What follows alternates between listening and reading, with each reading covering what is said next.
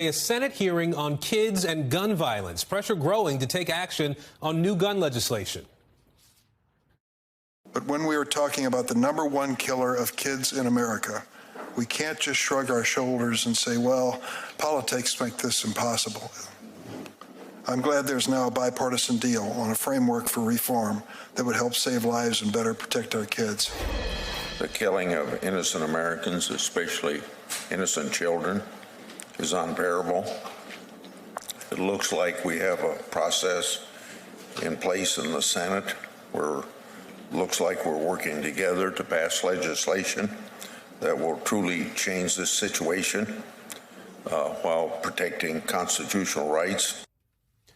Now, the Senate is very close to releasing the text of a new gun policy bill that has so far received enough bipartisan support to pass.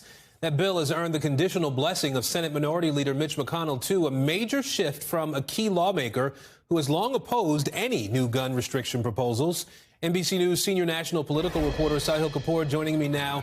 Sahil, you have some new reporting about a closed-door Senate meeting that happened on Tuesday. Tell us what you've learned about what was discussed there and how it might have impacted the minority leader's decision. That's right, Aaron. Well, one of the things that happened in that closed-door Senate Republican meeting was that John Cornyn, the lead negotiator on this gun deal, presented a poll to his caucus of 1,000 gun-owning households across the United States, just gun owners, that found overwhelming support for the various provisions of this gun deal. Let's put these numbers on the screen here. It's quite remarkable. 79% support for red flag laws, 86% support for closing the so-called boyfriend loophole, domestic abusers who are unmarried, and then 87% support for adding juvenile records to the background check system. The message was not only are these provisions safe to support, but people actually want them. And Sahil, there's still this bipartisan group of senators that we've been talking about, still trying to hash out the exact language on a new gun bill. Any update now on when we might see that exactly and when there might be a vote?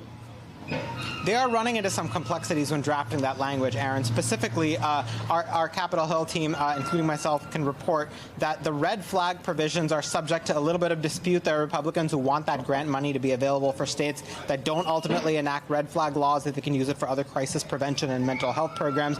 Democrats say, no, that's not the point. The whole idea is to get them to incentivize it. That's one sticking point. And then on the boyfriend loophole, there's some disagreement on how exactly to draft this.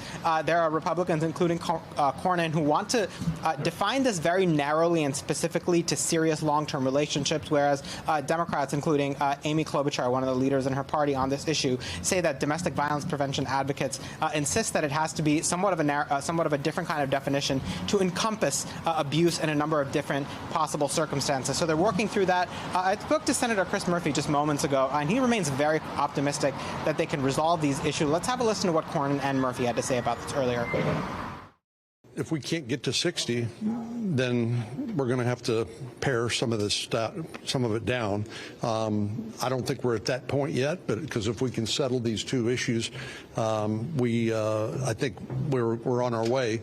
But I am concerned now, given the time it takes and the need to complete our work really by tomorrow, that we got to settle these issues. All we have to do is write text that is true to the framework. We all made a commitment to each other that we were supportive of the framework and that we were going to write that into law. And they believe they are still on track to finish the bill this week and pass it through the Senate next week, if all goes well, Aaron. Thanks for watching our YouTube channel. Follow today's top stories and breaking news by downloading the NBC News app.